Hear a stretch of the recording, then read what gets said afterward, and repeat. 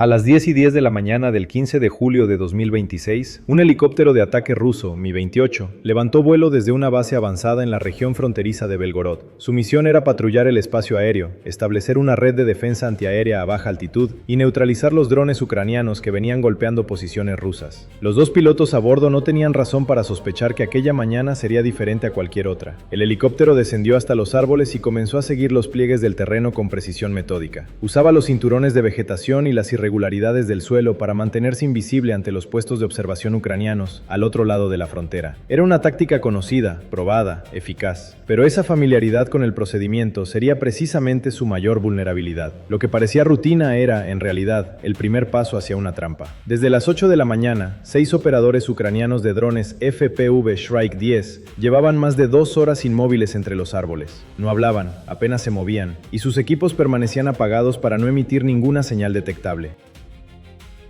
Habían llegado antes del amanecer y habían elegido sus posiciones con cuidado milimétrico. Cada uno sabía que el momento de actuar podría durar apenas unos segundos. La paciencia no era una virtud en aquella operación, era una condición técnica indispensable. Un error de timing, un movimiento prematuro, una señal emitida demasiado pronto, y el helicóptero pasaría de largo sin saberlo. 33 minutos después de que el Mi-28 despegara, intentarían algo que ninguna unidad había logrado antes, pero en ese momento solo esperaban. Los Shrike 10 que portaban no eran los drones de reconocimiento ligeros que suelen asociarse con operaciones de vigilancia fronteriza. Cada uno llevaba una ojiva de fragmentación, lo suficientemente potente como para convertir un helicóptero de combate en una bola de fuego en pleno vuelo. Las plataformas en sí mismas eran modestas, armazones de fibra de carbono, motores eléctricos y componentes de cámara procedentes de líneas de producción civiles en China. Lo que las hacía letales era la combinación entre su maniobrabilidad y la carga que transportaban. Un arma diseñada para matar había sido adaptada para ser lanzada desde la palma de una mano. Y los 6 operadores sabían exactamente cómo usarla. La asimetría entre el cazador y la presa estaba a punto de invertirse de forma radical. Lo que hacía posible toda la operación no era visible desde el aire ni detectable con radar convencional. Semanas antes, equipos ucranianos habían desplegado en silencio a lo largo de la región fronteriza una red de sensores acústicos conocida como ZVU. Cada estación de sensor estaba camuflada en troncos de árboles o a lo largo de obstáculos de alambre fronterizo, lugares donde las cámaras ópticas no llegan y donde el radar a baja altitud pierde con frecuencia el rastro de los objetivos. El sistema transmitía paquetes de datos mediante enlaces de radio de largo alcance, capaces de cubrir hasta 13 kilómetros, consumiendo menos energía que un reloj digital de muñeca. Los paneles solares integrados permitían que cada unidad funcionara durante semanas sin que ningún soldado tuviera que acercarse a reemplazar baterías ni realizar mantenimiento. Era una red invisible que respiraba en silencio, esperando el momento exacto. ZVU no buscaba señales de radio ni emisiones electrónicas, escuchaba el cielo.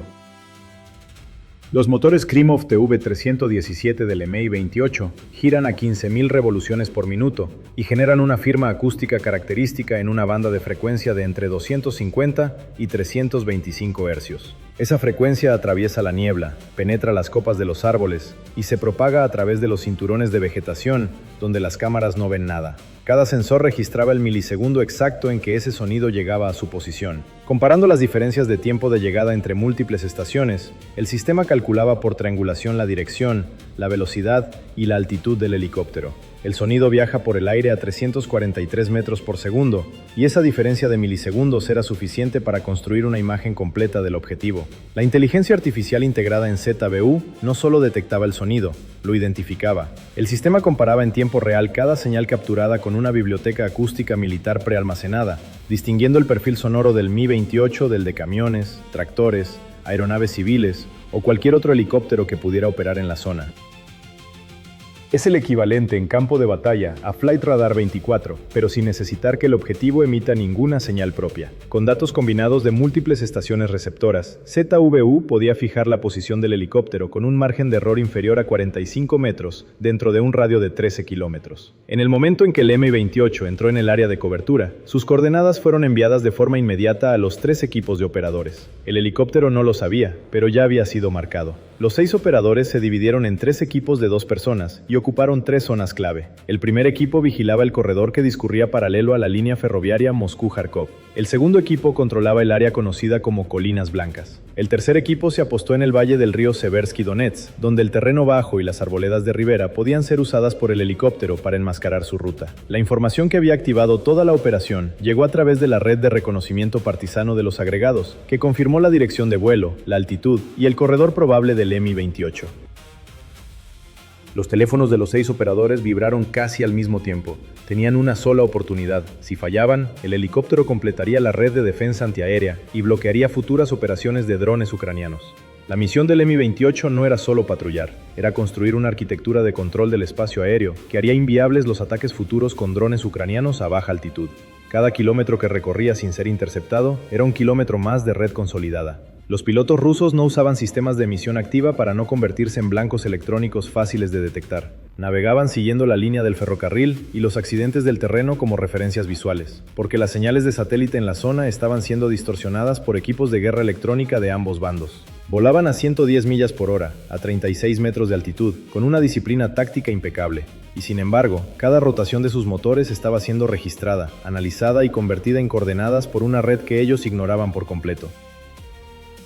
33 minutos después del despegue, ese desconocimiento estaba a punto de costarles muy caro. ZVU detectó el pulso de baja frecuencia del rotor principal del Mi-28 a 20,1 Hz. En cuestión de segundos, 2 estaciones receptoras adicionales confirmaron la misma señal desde ángulos diferentes. El sistema calculó la posición del helicóptero con un margen de error inferior a 45 metros y envió las coordenadas a los 3 equipos. Los operadores del corredor ferroviario lanzaron los primeros 2 Shrike 10 en modo reconocimiento desde la línea de árboles. El equipo de Colinas Blancas analizaba si el helicóptero giraba hacia el norte. El equipo del Seversky Donets calculaba ángulos de interceptación para los 3 corredores posibles. Pero entonces, en la pantalla del jefe de equipo, la curva de datos empezó a desviarse de lo previsto. El Mi-28 no seguía el corredor esperado. El Mi-28 viró hacia el oeste sin previo aviso y anuló en un instante todos los cálculos que los operadores habían construido con paciencia. La curva de datos en la pantalla del jefe de equipo dejó de seguir el corredor ferroviario y comenzó a trazar una línea completamente diferente.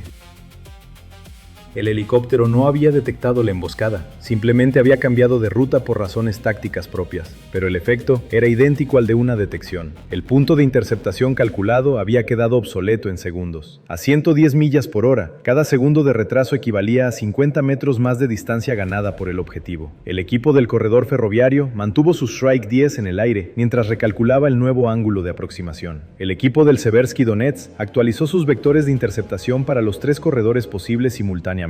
Y el equipo de Colinas Blancas comenzó a moverse hacia una nueva posición, cargando el equipo a la carrera entre los árboles. Fue entonces cuando el primer fallo técnico golpeó al equipo de Colinas Blancas en el peor momento posible. El controlador no reconocía la batería del Shrike 10 primario después del movimiento apresurado entre posiciones. El operador extrajo el pack de baterías, limpió los contactos con la manga del uniforme y volvió a insertarlo con fuerza. La pantalla parpadeó menos de un segundo antes de apagarse por completo. Un conector interno había cedido, probablemente por la humedad acumulada durante el desplazamiento rápido a través de la vegetación mojada. El tercer intento no produjo ninguna señal. En el auricular, la voz del equipo ZVU seguía actualizando la distancia al objetivo con una frialdad metódica que contrastaba con la urgencia de la situación. Sin tiempo para reparaciones, el operador abandonó el Shrike 10 primario y abrió la bolsa de transporte del equipo de reserva. Podía seguir volando, pero tendría que configurar todo el sistema desde cero, bajo una presión de tiempo que no admitía errores. Cada paso del proceso de configuración consumía segundos que el Mi-28 convertía en metros de ventaja irreversible. Conexión del controlador, sincronización del receptor, configuración del canal de video, verificación de respuesta de motores. 4 pasos que en condiciones normales llevaban menos de un minuto. El primer canal de video apareció lleno de interferencias que hacían imposible distinguir nada útil en la imagen. El segundo canal no recibió señal en absoluto.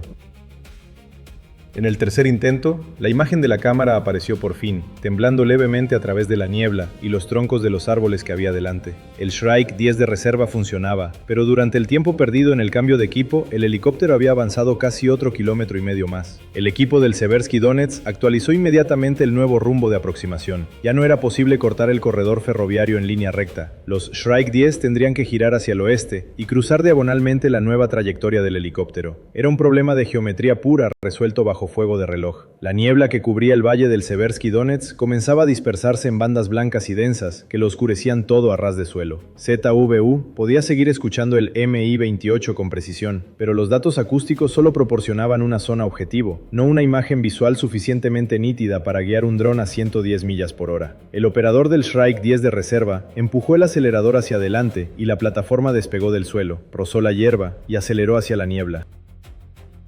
En la pantalla, el paisaje se convirtió rápidamente en una mancha gris y blanca sin referencias visuales claras. Solo el compás electrónico y el horizonte artificial le permitían mantener la dirección correcta. Era como conducir a ciegas por una carretera que alguien más estaba trazando en tiempo real desde otro punto del mapa. Pero el sistema ZVU seguía actualizando las coordenadas del objetivo cada pocos segundos, y esos datos eran suficientes para mantener el vector de aproximación dentro de los márgenes necesarios. El sistema ruso de guerra electrónica Krasuka 4 entró en acción en ese momento, barriendo el espectro de radio en busca de las frecuencias de control de los drones ucranianos. Sus operadores detectaban señales sospechosas durante fracciones de segundo que desaparecían antes de que pudieran ser bloqueadas con eficacia. El Shrike 10 saltaba continuamente entre 50 canales de comunicación diferentes, haciendo imposible que el Krasuka 4 fijara una frecuencia estable durante el tiempo suficiente para interrumpir el enlace.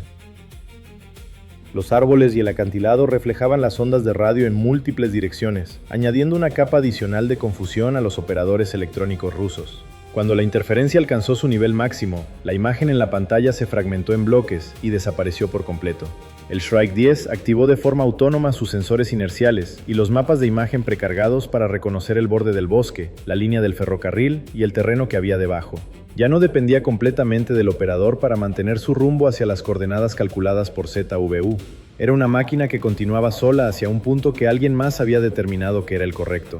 A las 10 horas, 21 minutos y algunos segundos de tiempo local, la niebla se abrió de golpe frente al Shrike 10. El Mi-28 emergió de la capa gris y blanca casi exactamente en el punto de interceptación que el equipo ZVU había predicho con sus cálculos acústicos. El helicóptero seguía volando a 110 millas por hora y a 36 metros de altitud, pegado al borde del bosque que flanqueaba el estrecho corredor entre la vegetación y la pared rocosa. A su izquierda, árboles densos que hacían imposible un giro brusco sin riesgo de colisión. A su derecha, una cara vertical de roca que cerraba cualquier opción de maniobra lateral significativa.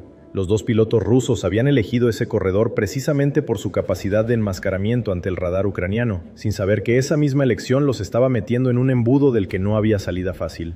El jefe de equipo ucraniano vio la imagen en la pantalla y supo que el momento había llegado. Batería al 50%, 3 millas hasta el punto de intersección. El operador redujo la potencia de los motores y mantuvo el Shrike 10 a 5 metros sobre las copas de los árboles, casi inmóvil contra el fondo oscuro de la vegetación. Cada punto porcentual de batería que ahorraba en ese momento era energía disponible para la aceleración final. A 110 millas por hora, el Mi-28 era inalcanzable en persecución directa para un dron cuya velocidad máxima con ojiva era de 80 millas por hora. La única forma de interceptarlo era estar ya en el lugar correcto antes de que el helicóptero llegara. ZVU identificó el punto donde el corredor se estrechaba al máximo entre el borde del bosque y la base del acantilado, un lugar donde el Mi-28 tendría apenas espacio para modificar altitud o dirección. Ese era el punto de emboscada. El segundo Shrike 10 tomó su posición de respaldo más adelante en el corredor. El tercero se mantuvo detrás, manteniendo un ángulo de observación amplio para confirmar el resultado o continuar la interceptación si el primer impacto fallaba. La trampa estaba tendida a lo largo del valle como una red invisible suspendida en el aire. Cuando el Mi-28 entró en el tramo final del corredor, el batir de su rotor principal rebotó contra la pared de roca y volvió a los sensores desde múltiples ángulos simultáneamente. ZVU tardó apenas unos instantes en combinar esos datos y reducir el margen de error a menos de 45 metros, 800 metros. El operador empujó suavemente el acelerador y el Shrike 10 ascendió por encima del dosel arbóreo, manteniéndose todavía por debajo de la trayectoria de vuelo del helicóptero. A 500 metros, un destello de luz solar cortó la niebla y se reflejó en el cristal de la cabina del Mi-28, revelando posición, altitud, rumbo y velocidad de cierre en un solo instante. El operador empujó el acelerador a fondo. Los 4 motores del Shrike 10 alcanzaron potencia máxima y el dron salió disparado desde las copas de los árboles, directamente hacia la sección de cola del helicóptero. La turbulencia del rotor principal golpeó el dron como una pared invisible y lo desvió bruscamente de su trayectoria. En la pantalla, troncos, roca y fuselaje giraron juntos entre bandas de interferencia blanca. El operador corrigió hacia la izquierda, luego aguantó el stick mientras otra ráfaga lo empujaba de vuelta hacia el bosque. 10 metros, 5 metros. La pantalla se convirtió en estática blanca. El impacto se produjo a las 10 horas y 26 minutos de tiempo local. El Shrike 10 alcanzó la sección de cola del Mi-28, el punto más vulnerable de cualquier helicóptero, donde el rotor de cola contrarresta el par del rotor principal y mantiene el fuselaje bajo control direccional. Según la declaración pública del comandante de Fuerzas de Sistemas No Tripulados de Ucrania, Robert Madiar Bravdi, publicada el 15 de julio de 2026, el impacto provocó que el Mi-28 perdiera el control y se precipitara al suelo cerca de Razumnoye, en la región rusa de Belgorod. La unidad responsable fue identificada como el 427º Regimiento Independiente de Sistemas No Tripulados Rairo. El coste del helicóptero destruido se estima entre 16 y 18 millones de dólares. El dron que lo derribó valía unos pocos cientos o pocos miles. Las imágenes disponibles públicamente terminan en la aproximación final, y el resultado posterior al impacto no ha sido verificado de forma independiente por fuentes externas. Rusia no emitió ninguna respuesta oficial sobre la pérdida en el momento en que se publicaron los primeros informes.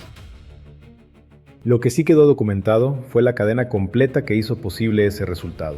Una red acústica que escuchó el cielo, datos de reconocimiento que trazaron el corredor, cálculos que colocaron el dron por delante del objetivo, y 6 operadores que convirtieron un valle entre un bosque y un acantilado en la última trampa que el Mi-28 cruzaría. La tecnología cara no siempre gana, a veces basta con aparecer en el lugar exacto en el momento preciso. ¿Qué crees que fue determinante en esta interceptación? ¿La tecnología, el cálculo o la valentía de los operadores? Déjanos tu opinión en los comentarios, suscríbete a Vector Militar y sigue apoyando una paz justa para Ucrania.